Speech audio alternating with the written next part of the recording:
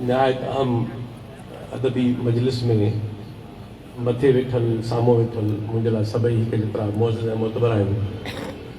जीअं सिंध, जीअं शेख अयाज़। सभ खां पहिरीं त आर्ट्स काउंसिल खे, असांजे प्यारे दोस्त भाउ मुख़्तार मलिक साईं खे, उदार खे, सॼी सथ खे बेहद मुबारकूं हुजनि जो अॼोके हिन ॾींहं ते जेको तमामु अहम ॾींहुं आहे असां सभिनी जे लाइ, उहो निहायत फ़ख्र जो ॾींहुं आहे, उत्साहींदड़ ॾींहुं आहे, तारीख़ी ॾींहुं आहे। उन खे हिते खैरपुर में तव्हां मल्हायो आहे। 28 डिसंबर 1923, 100 साल अॻु में असांजी जदीद सिंध जो ही महाकवि, हिकिड़ो अज़ीम शाइर ऐं तख़लीकार जनम वरितो। असां सम्झूं था ऐं सभिनी जो जज़्बा इहे हूंदा त असांजे लाइ या असांजी ॿोलीअ जे लाइ, असांजे वतन जे लाइ, असांजे अदब जे लाइ, असांजे समाज जे लाइ हिकिड़ी फ़ख्र जॻी हिकिड़ी ॻाल्हि आहे, सदाईं फ़ख्र जी ॻाल्हि रहंदी, हवालो रहंदो त शेख अयाज़ जहिड़े ग़ैर मामूली तख़लीकार उन पंहिंजो ही हिन धरती जनम वरितो। मूंखां अॻ में काफ़ी ॻाल्हियूं थी वियूं ऐं उहे ॻाल्हियूं वरजा जी ज़रूरत न आहे ऐं ॻाल्हियूं त मां घणियूं खणी आयो हुउसि, तमामु पेराइती का कचहरी कबी, पर दायरा हाणे देरि एतिरी थी वई आहे घणी जो शायदि पेराइती गुफ़्तगू एतिरी तफ़सीली न थी सघे, जो मां ॾिसां देरि थी वई आहे घणी। पर वरी बि जेके कुझु हिते ॻाल्हियूं थियूं, कुझु मां उन्हनि ते ॻाल्हाइणु चाहींदुसि ऐं कुझु ॻाल्हियूं शेख अयाज़ जे हवाले सां बुनियादी ॻाल्हियूं। डॉक्टर फयाज़ लतीफ़ जी ॾाढी सुठी ॻाल्हि कई त शेख अयाज़ कीअं उभरियो। हर वॾो तख़लीक़ी जीनियस ऐं तख़लीकार उहो बज़ाहिर हिकिड़ो फ़र्दु हूंदो आहे, पर दरअसल उहो हिकिड़ो दौर बि हूंदो आहे ऐं उनजे उभरण में रुगो इनफ़रादी मुहरिक न हूंदा आहिनि, तमामु घणा मुहरिक हूंदा आहिनि जेके उनजे उभरण में। शेख अयाज़ खे ॾिसूं था त शेख अयाज़ जेॾो वॾो तख़लीकार हो, ओॾो वॾो भाग वारो माण्हू हुओ। जनम हुनजो शिकारपुर में थियो ऐं शिकारपुर, हाणे त शिकारपुर उहा रही कोन, पर शिकारपुर जेका 19वीं सदी जी हुई ऐं जेका 20वीं सदी जी शिकारपुर हुई, उहा अदब जो मर्कज़ हुई। सामी उते ई हो, खियलदास फानी उते ई हो, सिंधी जा पहिरियां रिसाला उते निकिता। डॉक्टर शेर ॻाल्हि कई सिंधू रिसाले जी, उहो उते निकितो। सिंध जो राग, सिंध जो अदब, सिंध जी शाइरी, सिंध जी जदीद तालीम ऐं सिंध जो जदीद विचोरो तबिको, शहरी समाज। तव्हां तसवर कयो त कार्ल मार्क्स 19वीं सदी में किताब जेको लिखियो, आख़िरी किताब उनजो मजमू आहे मज़मूननि जो, इंडियन कॉलोनाइज़ेशन। त इंडियन कॉलोनाइज़ेशन में हुन शिकारपुर खे बि कोट कयो आहे हिंदुस्तान जे वॾनि शहरी मर्कज़नि में शुमार कंदे। त शिकारपुर असांजो तहज़ीबी मर्कज़ हो, असांजो सकाफ़ती मर्कज़ हो, अदबी मर्कज़ हो, तालीमी मर्कज़ हो, इल्मी मर्कज़ हो, फ़नी मर्कज़ हो। सभु हवाला जेके सिंध जे त उहे शेख अयाज़ जो जनम उते थियो ऐं नरगो उते उनजो जनम थियो, पर शेख अयाज़ उहो सॼो उरूज पंहिंजे पारोतड़ में शिकारपुर में ॾिठो। ज़ाहिरा हिकिड़ो एॾो ग़ैर मामूली तख़लीकार उहो पंहिंजे आस पास इहो सभु कुझु ॾिसी रहियो। ॿिए पासे दुरुस्त ॻाल्हि कई दोस्तनि त शिकारपुर में ॼमण त काफ़ी न हो, उते माण्हू तमामु घणा ॼावा, शाइर बि ॼावा। पोइ भला एॾो वॾो शाइर ॿियो कुझु न हुयो। उनजो ॿियो सबबु इहो बि आहे त शेख अयाज़ जंहिं सदी जो शाइर आहे, उन सदी खां अॻु में आलमी तौर ते ऐं जंहिंजी मंदारी मग़रब में थी, इंसानी तारीख़ में हिकिड़ी वॾो छाल अची चुको हो। उहो घण तरफ़ो छाल हो। उहो छाल साइंसी इनकलाब जो बि हो, जंहिं इंसान जो काइनाती नुक़्ते नज़र तब्दील करे छॾियो। यानी चयो वेंदो आहे त अरस्तु उन ॾींहुं कोन मरी वियो हो ऐं बतलीमूस उन ॾींहुं कोन मरी वियो हो जंहिं ॾींहुं हुनजो तबई मौत थियो हो। इहे उन ॾींहुं मरी विया हुआ जंहिं ॾींहुं फितरत जी कायनात जी मेकानिकियत साम्हूं आई, जंहिं ॾींहुं गिलेलियूं साबित कयो त जेके बदली मूसी जेको निज़ाम आहे कायनाती इहो वहमी आहे, अरस्तु जो निज़ाम बि वहमी आहे ऐं चर्च जो निज़ाम ॿुधायल बि वहमी आहे। कायनात ईअं नाहे जीअं असांखे चर्च ॿुधाई आहे, जीअं असांखे बदलियूं कई आहे। सॼो कायनाती नुक़्ते नज़र इंसान जो तब्दील थी वियो।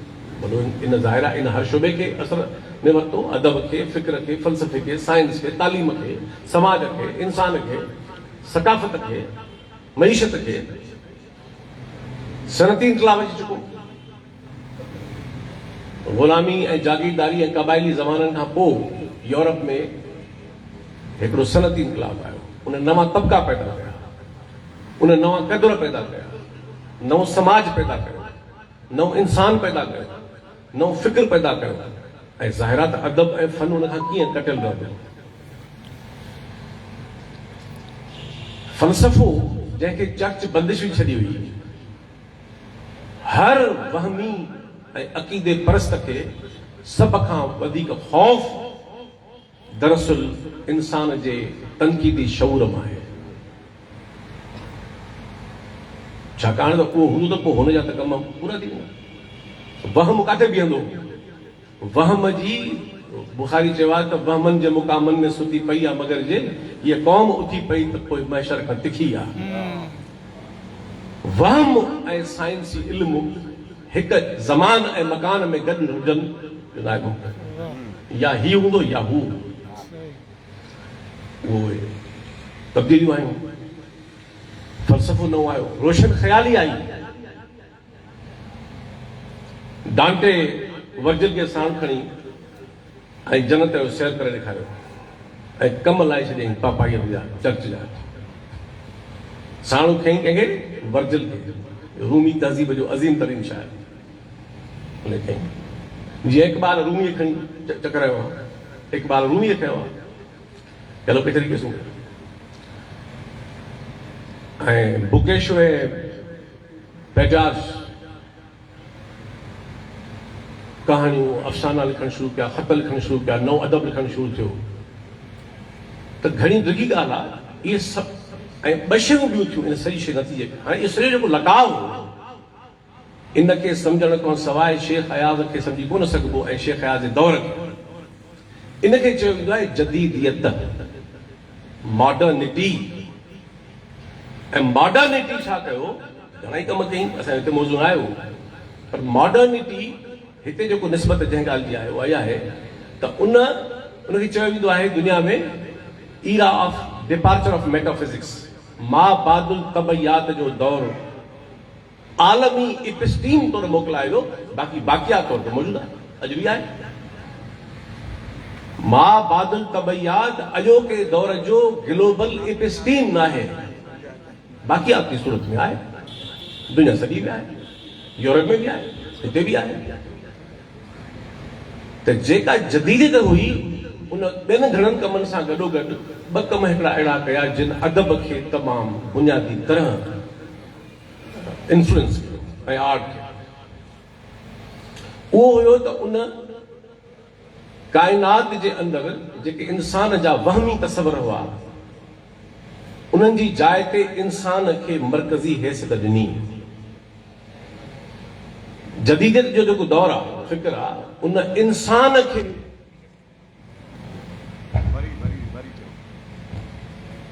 मॉडर्निटी छा कयो? उन इंसान खे तारीख़ में पहिरियों दफ़ो अॻ में फ़िक्र हुआ पर आलमी तौर ते मजबूर न बीठा। किथे किथे हुआ? डेमोक्रिटस यूनान में हुयो, ल्यूसिफस हुयो, एपिक्यूरस हुयो, लिक्रेशियस हुयो। उहे तमामु एडवांस माण्हू आहे। सुकरात मुकरात जी जाइ न आहे उन्हनि साम्हूं। मशहूरु सभु सुकरात जो आहे, अफलातून, इन्हनि जी जाइ न आहे। जेके सुवाल यूनानी फ़लसफ़े में हुनर उथारिया हिननि जी वसई ॻाल्हि आहे कि तमामु उन जे साम्हूं तिफ़्ल मकतब बि न आहे। पर इहो आलमी इपिस्टीम न हो। जदीदियत छा कयो? जदीदियत इंसान खे मरकज़ी हैसियत ॾिनी। इश्क बि इंसान सां जुस्तजू बि इंसान जी, ख़ुशी बि इंसान जी, ॾुख बि इंसान जो, अरमान बि इंसान जो, उम्मीद बि इंसान जी, मायूसी बि इंसान जी, वेगाणप बि इंसान जी।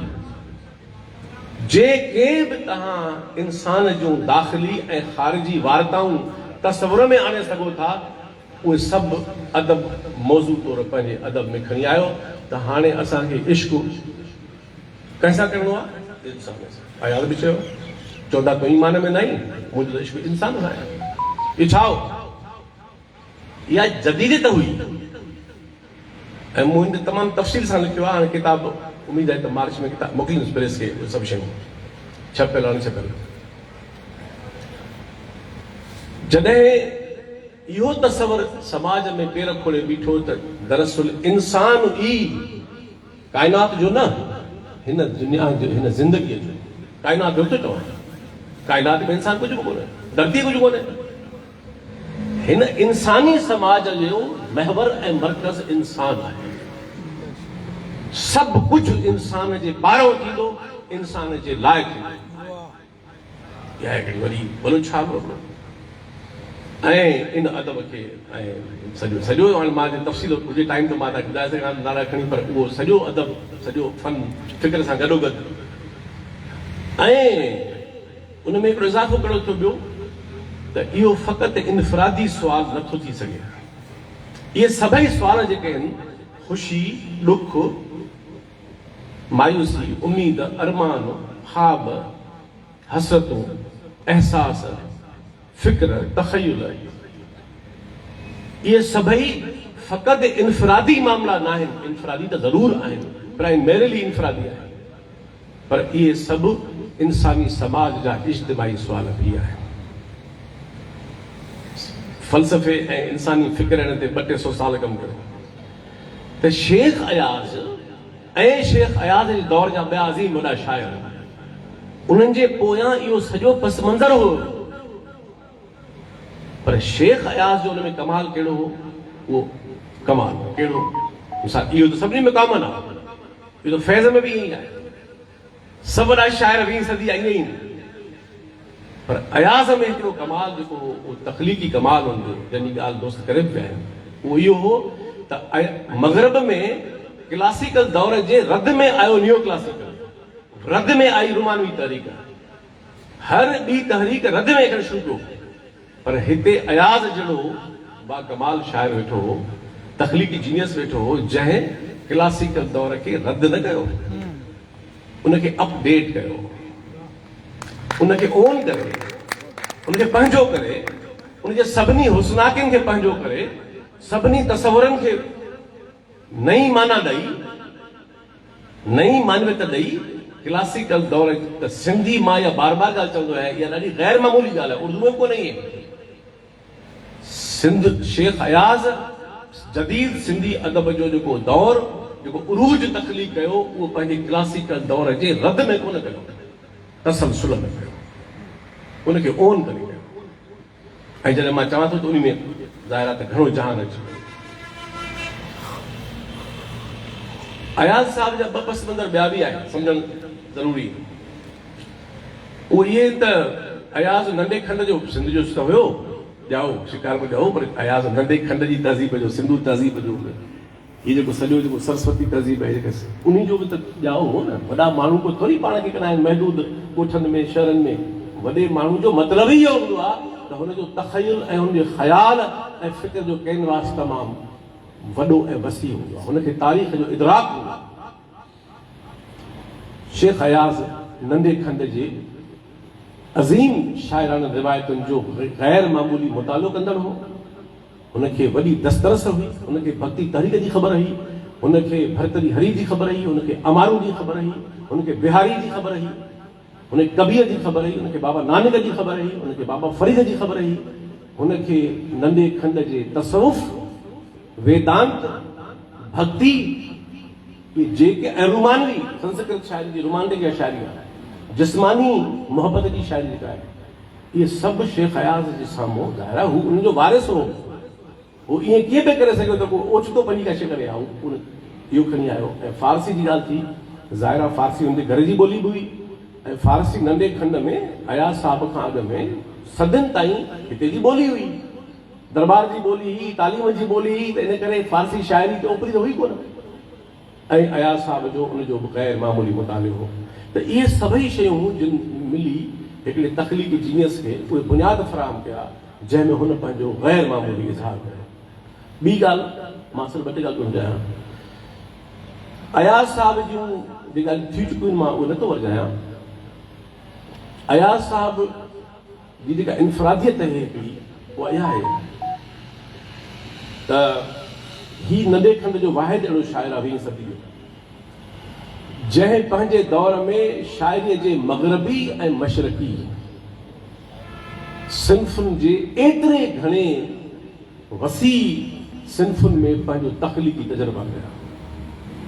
तव्हां का सिन्फ़ खणो मग़रब जी ऐं मशरक़ जी, अयाज़ उनखे पंहिंजी उनजी मिटी फ़न जे माना में न सिर्फ़ु उनजी तख़लीक़ी जमालियाती ॿोली हुजे, उनजूं अलामतूं हुजनि, उनजा इस्तारा हुजनि, उनमें जेको बि फ़नी पासो थी सघे थो उहो सॼो अयाज़ साहब उन सिन्फ़ुनि खे नई जून मटाए ॾिनो, नओं जनम।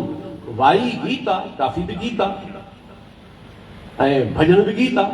इहे गीत आहिनि बेसिकली, गीत जो साॻी नाला मुख़्तलिफ़ आहिनि, गीत सभु इहे गीत आहिनि। उन गीत खे अयाज़ जीअं हालांकि वॾो मुतासिर चए थो पाण त मां मीरा जी खां वॾो मुतासिर आहियां गीत में, पर मीरा जी में त एॾी वुसत कोन्हे, न उनमें एॾी गहराई आहे जेका अयाज़ में आहे। मीरा जी में तजुर्बा एतिरा कोन्हनि। अयाज़ जो गीत ऐं वाई जेका तजुर्बनि में ईअं वक़्तु हुजे माण्हू उनखे हिकिड़े क़िस्म जे खणे त माण्हू खोले सघे थो। जीअं मिसाल अख्तर दरगाही साहिबु ॾिना, ॿियनि दोस्तनि ॾिना। इहो थियो फ़नी पासो, लिसानी पासो, जमालियाती पासो, तरकीबुनि जो पासो, अलामतुनि जो पासो। वरी एतिरा ई मौज़ू जी वुसत खणी आयो शेख अयाज़ पंहिंजे उन्हनि एतिरनि सिन्फ़ुनि में। बैनुल अक़वामियत अयाज़ में, वतन अयाज़ में, क़ौम जो तसवुर जदीद ऐं सेक्युलर पहिरें ज़माने में अयाज़ में, अवाम जो नए अवाम जो तसवुर जंहिं चए थो मिटी में ॿीहर कोई आहे, उहो नओं इंसान अयाज़ में, तबक़ाती सुवाल जा मिसाल डॉक्टर शेर नामा ते सॼो भरे खणी आयो पर टाइम कोन्हे अयाज़ में। यानी 20वीं सदीअ जो को अहिड़ो तज़ाद ऐं सुवाल न आहे जंहिंखे शेख अयाज़ सिन्फ़ी सवाल, इंसानी सवाल, ख़ारिजी सवाल, दाख़िली सवाल, इहे सभई सुवाल अयाज़, तारीख़ जा मौज़ू, इहे सभई अयाज़। त मां सम्झां थो त एतिरी मौज़ूआती वुसत उहा जेका सिन्फ़ुनि सां गॾोगॾु अयाज़ मौज़ूअनि जे हिसाब सां खणी आयो, इन जो को मिसाल नंढे खंड में हुनजी सदी में मौजूदु न आहे। जेतोणीकि ॿिया बि बा कमाल शाइर आहिनि, उन्हनि जी का भेट न आहे अयाज़ सां। हू पंज सिर वारा शाइर तमामु, ऐं वॾनि माण्हुनि में भेट इहो थोरी कबी आहे त उन खां नंढो हूंदो आहे। वॾनि माण्हुनि में फ़र्क़ु हूंदा आहिनि, इहो सम्झण जी ज़रूरत हूंदी आहे। ऐं अयाज़ साहब जेतोणीकि अयाज़ साहब खां अॻु में खीरदास आसवानी हो, हरी दिलगीर हो, हुंदराज दुखायल हो, गदाई हो, किशन चंद बेवस हो, जतोई हैदर बख्श हो, ख़ुदि नारायण शाह उन खां उमिरि में थोरो वॾो आहे, उहो हो। इहे सभई अयाज़ खां अॻु में उभरियल वॾा शाइर आहे। पर अयाज़ उन सॼे जदीद दौर जो उरूज आहे जेको खणी वियो हर माना में। ऐं इहो ई सबबु आहे जो अयाज़ जो जेतिरो इम्पैक्ट मॉडर्न सिंधी शाइरी ऐं अदब ते आहे, इहो हुन सां इन में शायदि को न बीह सघे। हाणे इहा शइ शानदार आहे, इहा शइ ज़बरदस्त उत्साहींदड़ आहे। ज़ाहिर आहे हेॾो वॾो शाइर, ऐं यादि करणु खपे त वॾो शाइर फ़क़ति पाण खे फ़र्द तौरु न बीहारींदो आहे वॾे शाइर तौरु। वॾो शाइर नओं दौर तख़लीक़ कंदो, नई ईरा तख़लीक़ कंदो, उहो न कयो। इन करे असर हुनजो आहे। ऐं मां आख़िरी पंहिंजी गुफ़्तगू जो पासो तनक़ीद ज़रूरु खणंदुसि। पसमानदा समाजनि जो हिकिड़ो नफ़्सियाती मसइलो आहे त हू पंहिंजे अज़ीम माण्हुनि खे तक़दुस में तब्दील था करे छॾनि। ऐं तक़दुस इंसानी शऊर जो वेरी आहे, उनजी नफ़ी आहे। तब कदुस न छा कंदव तव्हां न सुवाल कंदव न शक कंदव न चैलेंज कंदव न इख़्तिलाफ़ कंदव तव्हां त तत्ब में फाथा पिया हूंदव तव्हां त उनजे लकीर जे फ़क़ीरी में फाथा पिया हूंदव तव्हां त उन इताद में फाथा पिया हूंदव इन करे हर दुनिया के पसमानदा समाज जा जिते घणा मसला हूंदा आहिनि हिकिड़ो इहो बि हूंदो आहे त उहो वॾनि माण्हुनि खे दर ऐं दरियूं ठाहिण जे बजाय जंहिंमां झाती पाए नवां जहान ॾिसजनि उन्हनि खे भितियुनि में तब्दील करे छॾींदो आहे दीवारुनि में त हिन खां परियां ॾिसजे ई इन करे 1998 में जॾहिं अयाज़ साहब जी वफ़ात थी हुई त अयाज़ साहब जी वफ़ात जे मौक़े ते तव्हां सभिनी यादि हूंदो त वो जेके दुश्मनी वारा आहिनि उहे उभरी आया अयाज़ साहब ॾाढो दिलचस्प अयाज़ साहब तंज़िया जुमला में तमामु लिखंदो हो ख़तरनाक अयाज़ साहब लिखियो आहे जॾहिं गॾु तनक़ीद कंदो आहे त इटूं हणंदो आहे ऐं वाक़ई असां सभु ॾिठा अहिड़ा माण्हू जेके कलम सां इटूं हणंदा अञा हणनि पिया त इन करे हिकिड़ो इहो रवैयो आहे अयाज़ दुश्मनी जो ॿियो ओतिरो ई ख़तरनाक रवैयो आहे अयाज़ परस्तीअ जो त हाणे अयाज़ साहब जी हर ॻाल्हि सही उनजो हर कमु सही उनजो हर ख़्यालु सही उनजी हर लिखियल सिट सही उन जेको लफ़्ज़ लिखियो उहो अखियुनि ते ईअं न आहे क़ौमूं ऐं समाज पंहिंजे अज़ीम माण्हुनि सां मोहबत कंदियूं आहिनि उनजो एहतराम कंदियूं आहिनि उन्हनि ते फ़ख्रु कंदियूं आहिनि ऐं उन्हनि सां जाइज़ ज़रूरी जाइ ते इख़्तिलाफ़ कंदियूं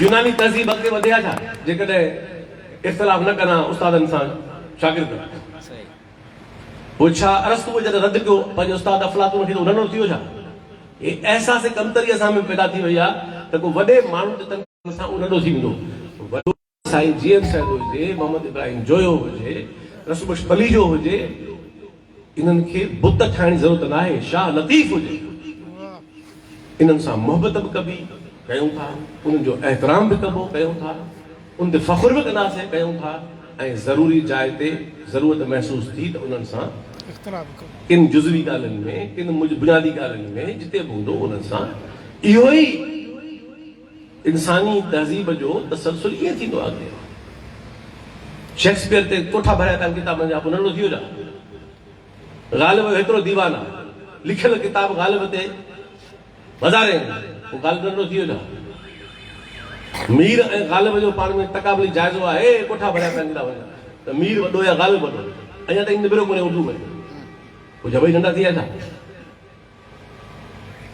इन करे मां आख़िरी ॻाल्हि इहा थो कयां त अयाज़ साहब त मूं उन ज़माने में मज़मून लिखियो हो 98 में जॾहिं वफ़ात थी मूं लिखियो हो हिकु जेको मूं हाणे वाल ते शेयर कयो हिकु अयाज़ जेको फ़ानी हो ॿियो अयाज़ जेको ज़िंदह रहंदो ऐं मूं उन में इहो लिखियो हो त हिकिड़ी अयाज़ दुश्मनी आहे ॿी अयाज़ परस्ती आहे इहे ॿई तौहीन आहिनि शेख अयाज़ अयाज़ सां असांजो तख़लीक़ी ऐं तनक़ीदी शऊर जो मोहबत जो तालुक़ु आहे ऐं दुनिया में को अहिड़ो माण्हू न आहे न थी सघे थो जंहिंजी गैर मशरूत हिमायत कई वञे इंसानी शऊर जी नफ़ी आहे जो असां कंहिंसां तालुक़ु गैर मशरूत रखूं न असांजो दुनिया जे हर शइ सां हर इल्म सां हर अदब सां हर वॾे तख़लीक़ात सां तालुक़ु तख़लीक़ी ऐं तनक़ीदी आहे हाणे इन सॼी सूरत हाल में तफ़सील मां थो ॾेई सघां पर हीउ जेको सवेर काफ़ी बहस हलियो मां कुझु मिसाल ॾेई पोइ पंहिंजी ॻाल्हि मोकिलियां ज़ाहिर आहे इल्मी मजलिस में अदबी मजलिस में सुवाल थींदा त उते मुकालमो थियणु खपे मां मुख़्तसिर हुसैन जागीरानी साहब ॾाढी सुठी मकालो पढ़ियो हुन में ॻाल्हि कई त अयाज़ जो पहिरियों दौरु जंहिंमें ज़ाहिर आहे डॉक्टर शेर बि ॻाल्हि कई ॿियनि बि कई त फारसी तरकीबुनि जो असरु घणो आहे जहिड़े इज़ाफ़त जी ॻाल्हि थी वेंदी और इहा ॻाल्हि सही आहे इन ॻाल्हि खे सही मञींदे पर मां उनजे पॉज़िटिव पासो पेश थो कयां त उन किताब में मोहर प्रयाकाश में अयाज़ जेके शाइरी कई आहे उनजी मानवियत ऐं मौज़ू उहा रिवायती न आहे फ़क़ति हुनजे तरकीबुनि में हिकु हद ताईं हुन ज़ाहिर उहो दौर उन्हनि शयुनि जो उहो निकिरी आयो हुन में अमर इक़बाल साहब ॻाल्हि कई त अयाज़ साहब ते तनक़ीद न थी आहे मां सम्झां थो ईअं न आहे अयाज़ साहब जी परख तमामु भिटाई खां पोइ जेकॾहिं घणे में घणी परख थी आहे पोइ इटूं छॾे करे जे तनक़ीद थी आहे इतिहास थिया आहिनि त वरी बि शेख अयाज़ जा ई थिया आहिनि ऐं ज़ाहिर आहे त जेको जेॾो वॾो तक़लीकार हूंदो उहो उनजो ओतिरा वॾा तनक़ीद थींदी इजाज़त थींदा हाँ, इहो ज़रूरु आहे त नवां मैदान ॻोल्हणु खपनि त शेख अयाज़ जा ॿिया कहिड़ा कहिड़ा अभ्यास थी सघनि था, मुतालिया थी सघनि था, हुन जूं ॿियूं कहिड़ियूं हुस्नातियूं असां फ़िक्र में जा, मौज़ूअनि में जा, फ़न में जा, ॿोलीअ में जा, जमालियात में जा ॻोल्हे सघूं था ऐं ॻोल्हणु खपनि। ज़ाहिर आहे उहो एतिरो वॾो शाइर आहे। अज़हर अली शाह साहब ॾाढी दिलचस्प क़िस्म जी ॻाल्हि कई। मां हिकु किताब जो लफ़्ज़ लफ़्ज़ में लिखी नोट करे आयो हुयुसि, पर हाणे टाइम कोन्हे शाइरी जो सघंदो। दुआऊं लिखण जे मां ख़िलाफ़ कॾहिं न आहियां। दुआऊं लतीफ़ साईं लिखियूं आहिनि, दुआऊं टैगोर लिखियूं आहिनि, दुनिया जे हसीन तरीन शाइरनि लिखियूं आहिनि। दुआ में कहिड़ी ख़राबी आहे?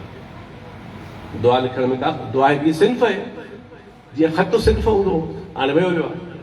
त दुआ क्लासिकल दौर खां वठी हमेशह माण्हू दुआऊं लिखियूं आहिनि ऐं दुआ में का ख़राबु ॻाल्हि न आहे।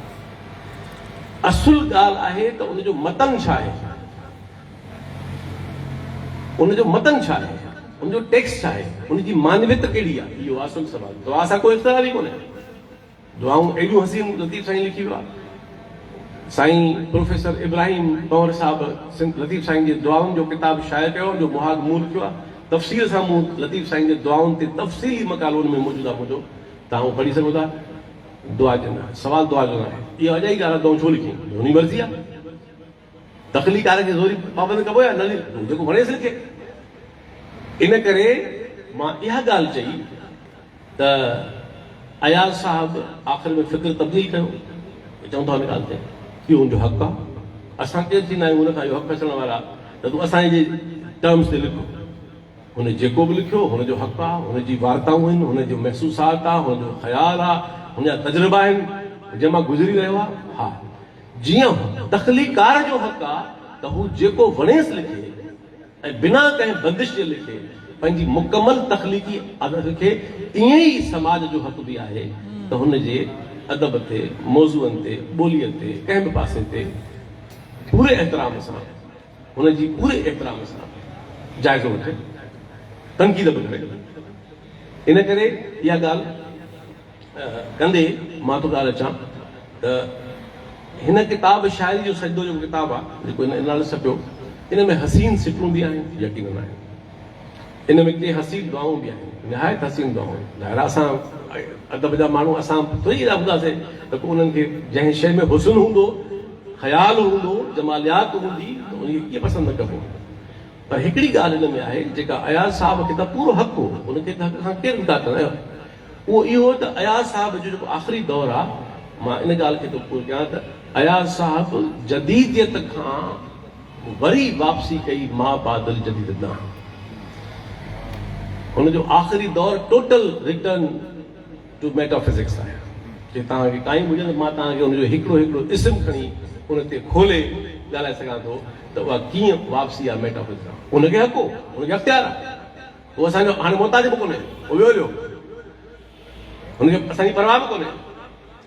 पर इहो हिन समाज जे लाइ, इहो अयाज़ साहब लाइ न आहे, इहे मुतालिया शेख अयाज़ लाइ न आहिनि, इहे मुतालिया हिन समाज लाइ, हिन नस्ल जे लाइ, ईंदड़ नस्ल जे लाइ। त इन्हनि मौज़ूअनि खे, ऐं अयाज़ अकेलो बि कोन्हे जेको वापसी कई मेटाफिज़िक्स ते। इन करे अयाज़ साहब जी हाणे उन में मज़हबियत बि आहे, वहतल शहूद बि आहे, वहतल वजूद बि आहे, उहे सभु हिन में शयूं मुद्दा आहिनि। मां तफ़सील सां नोट करे आयुसि। इनखे मिलाए थो मां चवां त इहा वापसी हुई मेटाफिज़िक्स खां।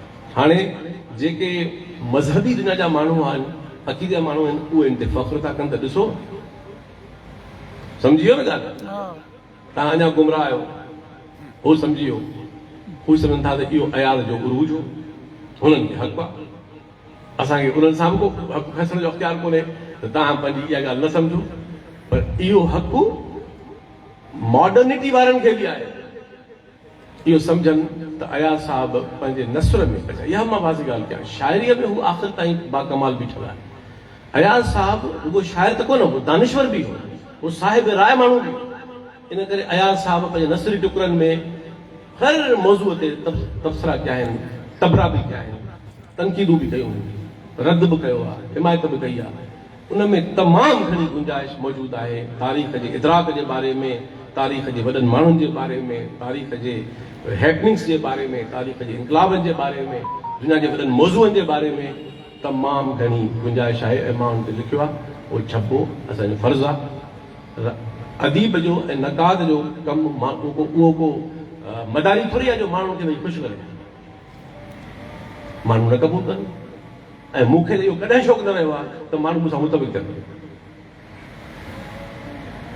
ॻाल्हि जेका हूंदी कबी उहा माण्हू क़बूल कनि त उन्हनि जो मसइलो, न क़बूल कनि उन्हनि जो मसइलो। त अयाज़ साहब जी जेका हीअ तनक़ीद आहे इहा फ़र्द शेख अयाज़ जे फ़िक्र जे बारे में आहे, शाइर जे बारे में कोन्हे। शाइर तौरु त उहो आख़िर ताईं कमाल बीठो आहे। शाइर तौरु हुन पंहिंजो शाइराणो मयार किथे न किरण ॾिनो आहे। इहे जेके सभु तकरारी इख़्तिलाफ़ी नुक़्ता जेके असांजी नज़र में आहिनि ॿिनि न हूंदा, उहे हुननि पंहिंजे नसरी आख़िरी दौर जे तहरीरुनि में ॾिना आहिनि। उनजो इतिहास साम्हूं आणिबो, समाज जो हक़ आहे उन ते ॻाल्हाए, उन ते सोचे। त मां इहा जेका ॻाल्हि कई साईं अज़हर अली शाह लफ़्ज़ आहिनि ऐं लफ़्ज़ आहिनि, उन्हनि जी ज़ाहिर हिकिड़ी मीनिंग आहे लाफ़ानियत। लाफ़ानियत इंसानी ख़्याल में ऐं इंसानी ज़िंदगीअ में ऐं इंसानी समाज में थी सघे ई नथी। लाफ़ानियत मादी काइनात जो मज़हर आहे। लाफ़ानियत इंसान में कीअं हूंदी, इंसानी फ़िक्र लाफ़ानी कीअं हूंदी, इहो तस्वरी इन ते मूं तनक़ीद पंहिंजे 92 जे मज़मून में मूं अयाज़ साहब ते लिखियो, जेको उन में लिखी ॻाल्हि आहे त इहा जेका त इन करे लाफ़ानियत ऐं लाफ़ानी रूह आहे। रूह हिकिड़ो ख़्यालु आहे, ठीकु आहे। जिन जो ख़्यालु आहे उहो वजूद आहे, उनखे हक़ आहे, असांखे एतिराम आहे। जिन जो ख़्यालु आहे ऐं डेकार्ड ईअं सम्झंदो हो जेको जदीद फ़लसफ़े जो अबो हो त रूह वजूद आहे, ठीकु आहे। जिन जो ख़्यालु आहे त रूह वजूद आहे, उन्हनि खे हक़ आहे, असांखे एतिराम आहे। पर रूह तालिब चयो त हस्ती के मत फ़रेब में हालत त रूह जी ॻाल्हि कोन थो करे, हस्ती खे थो चवे। हस्ती के मत फ़रेब में आ जाइयो असद आलम तमाम हल्के दाम ख़्याल है। इहो सभु ख़्यालु आहे। सचल साईं बि चयो त मैं तव्हां ख़्यालु आहियां मिल सां नाल ख़्यालु ॾे। उहो त हाणे चकर कहिड़ो आहे, हिकिड़ा वजूद खे ख़्यालु सम्झनि था, इहो बि वहमी ख़्यालु आहे। इहा शाइराणो तख़य्युल आहे, उन में हसीन आहे, उहो निहायत हसीन आहे। सचल साईं जी ॻाल्हि ॾाढी ॾाढी हसीन आहे। ग़ालिब जी ॻाल्हि हसीन आहे, छो त इहो शाइराणो तख़य्युल आहे। वजूद खे ख़्यालु सम्झणु तख़य्युल आहे ऐं ख़्याल खे वजूद सम्झणु इहो बि तख़य्युल ई आहे। मसइलो उते थो थिए जॾहिं असां हुनखे हक़ीक़त में था खणी अचूं। हक़ीक़त रहंदी उहा असांजे तख़य्युल जी मोहताज न आहे, न असांजे शऊर जी मोहताज आहे। सम्झ में अचे त हक़ीक़त आहे, न अचे त हक़ीक़त आहे। इन करे हक़ीक़त ऐं ख़्याल जी दुनियाऊं अलॻि आहिनि, ॿई हसीन आहिनि। हक़ीक़त वजूद जो नालो आहे, उनजे मज़हर जो नालो आहे, ऐं ख़्याल इंसान जो तख़य्युल आहे ऐं तख़य्युल। त इन करे हीअ जेके लफ़्ज़ हुआ त लाफ़ानी ऐं मिसाल ॻुझ, इहे लफ़्ज़ त न आहिनि, इनजे पोयां वरी मीनिंग आहे। ॻुझ फ़क़ति तेसि ताईं आहे जेसि ताईं असांखे ख़बर न आहे, असां ॼातो न आहे। पर जदीद एपिस्टेमोलॉजी, जदीद theory of knowledge, scientific theory of knowledge सम्झे थी त अहिड़ो को बि मौज़ू काइनात में थी सघे ई नथो जेको क़ाबिल फ़हम न हुजे। काइनात जो हर वजूद ऐं काइनात जो हर मौज़ू इंसान लाइ क़ाबिल फ़हम आहे। असां हाणे न पिया करे सघूं, उहा ॿी ॻाल्हि। 100 साल पहिरीं माण्हू इहो न करे सघंदा, उहा ॿी ॻाल्हि। इन करे हे जेको रूह खे लाफ़ानी चई ख़्याल आहे, ऐं त इन करे इहे वॾा फिलासफ़िकल सवाल हिन में था गुज़रिया। ऐं साईं इज़हार कयो प्यारो दोस्त आहे मुंहिंजो त अयाज़ खे बि कलंदरी शान सां, अयाज़ जी कलंदरी शान मां कढो। कलंदरी शान पंहिंजे ज़माने जो हिकिड़ो ज़ारा क़दीम दौर जो ऐं वॾा माण्हू आहे, मूंखे एतिराम आहे जिन खे कलंदर चयो वञे थो। असांखां पुछो त कलंदर छा जेको आहे, कलंदर त ज़मानो बि चले हू छा हुआ, हू शाइर हुआ, हू बि तनक़ीदी शऊर जा हामिल हुआ, हू पंहिंजे दौर जा बाग़ी हुआ, हू पंहिंजे दौर जा अज़ीम सूहा हुआ, हू पंहिंजे दौर जा वॾा माण्हू हुआ। हे समाज छा थो करे, उहो वॾनि माण्हुनि खे पंहिंजे पितकड़ी सतह ते आणे पाण खे वॾो करण जे बजाए उन्हनि खे सुसाए हितो थो करे। बजाए असां पाण खे वॾो कयूं, असां वॾनि माण्हुनि खे हितो था करे छॾियूं। इन करे इहो जेको तस्वर आहे अयाज़ खे कलंदरी शान न, अयाज़ खे फ़िक्री शान, फनी शान, जमालियाती शान, लिसानियाती शान, मानवी शान, अयाज़ खे उहो खपे। अयाज़ उन मां निकिरंदो। उनमें उनजी अज़मत आहे। कलंदरी शान खे छा कंदो? कलंदरी शान हिकिड़े ज़माने जो सीगो आहे, उहो मेडिवल दौर जो ज़मानो आहे। हाणे दुनिया में इहा फैक्ट्री बंदि थी वई आहे। ऐं ॿुज जी ॻाल्हि थी, वजदान जी ॻाल्हि थी, मां हिन ॻाल्हि खे ख़तमु थो कयां। वजदान जी ॻाल्हि थी, अयाज़ साहिब त हे इहो चवणु त हे सभु वजदान आहे। इहा मुंहिंजो किताबु आहे अदबी तनक़ीद जो, उन में मां तफ़सील सां इहो मौज़ू मोकिलायो आहे त वजदान छा खे चइबो आहे। इहो वजदान को थोरी शाइरनि जो मौज़ू आहे, उहो वजदान शाइरनि जो जी तजुर्बे जो नालो आहे। मौज़ू फ़लसफ़े जो आहे, मौज़ू एपिस्टेमोलॉजी जो आहे, मौज़ू थ्योरी ऑफ नॉलेज जो आहे। शाइरनि जे लाइ तजुर्बे जी सूरत आहे। इहा ज़बरदस्त ॻाल्हि आहे। शाइर तजुर्बो, शाइर जो कमु बि न आहे त भई उहो इहो बि सम्झे तजुर्बे खां पोइ इहो छो थियो, इहो छा आहे। इहो शाइर जो कमु त कोन्हे, शाइर जो कमु आहे तजुर्बनि में वञनि। इन करे वजदान, मुशाहिदो, conception, experience, conception, cognition, intuition, ये सभई एपिस्टेमोलॉजिकल सोर्सेस ऑफ नॉलेज आहिनि। ये सभई इंसान जे लाइ फ़हम, इदराक ऐं ॼाण खे हासिल करण जा दाख़िली ऐं ख़ारिजी ज़रिया आहिनि। इन करे इहो सम्झणु त को हे जेको आते हैं ग़ैब से मज़ामीन ख़्याल में, हाणे ग़ालिब इहो त कमु न आहे त भई इहो बि सम्झे छो था चवंदी आहे। उहो तख़य्युल जो माण्हू आहे, वॾो शाइर आहे। इन करे सभु कमु शाइरनि खे न ॾियो, जेको हुननि जो कमु आहे हुनखे ओतिरो कमु ॾियो। ॿियो कमु वरी फ़लसफ़े जो आहे, ॿियो कमु वरी साइंस जो आहे, ॿियनि इल्मनि जो कमु आहे। सभु कम उनखे न ॾियणु खपनि। त इन करे इहे जेके लफ़्ज़ आहिनि ॾाढा चिरकणा वणंदड़, जिन खे असां हिकिड़ो त इहे वजदान इंसान जे शऊर, इंसान जे अहसास जे इंतिहा जो नालो आहे। जेतिरो जंहिंजो शऊर गहरो हूंदो ओतिरो उनजो वजदान गहरो हूंदो, तख़य्युल गहरो हूंदो। जेतिरो जंहिंजो तख़य्युल गहरो हूंदो ओतिरो उनजो शऊर गहरो। हिन में का दीवार चीन आहे, इहे के इंडिया पाकिस्तान न आहिनि। ऐं अॼोके दौर मां ॻाल्हि ख़तमु कई त शेख अयाज़ जे लाइ मां इहो चवंदुसि त अॼोके दौर जो शाइर जीअं जीअं शेख अयाज़ पाण खां अॻु जे अज़ीम रिवायतुनि जे तसलसल मां पंहिंजी तख़लीक़ी वाटूं ठाहींदो, पंहिंजो दग ठाहियो, पंहिंजो दौर तख़लीक़ कयो ऐं पंहिंजी अज़मत खे जाइज़ तरह असांजे समाज में ठाहे जोड़े बीहारियो, नए दौर जो शाइर तक़लीद में वेंदो, उभरी कोन सघंदो। नए दौर जो तख़लीकार उन तक़लीद मां निकिरंदो, तॾहिं पंहिंजा दग ठाहींदो ऐं उन मां अयाज़ खे को ख़तरो न आहे। हुनजी अज़मत तस्लीम आहे, उहा असांजो शान आहे। इन करे अॼोके दौर जे तख़लीकार खे अयाज़ सां उहा ई निस्बत रखणु खपे जेका अयाज़ रखी पिटाईअ सां। वॾी महिरबानी।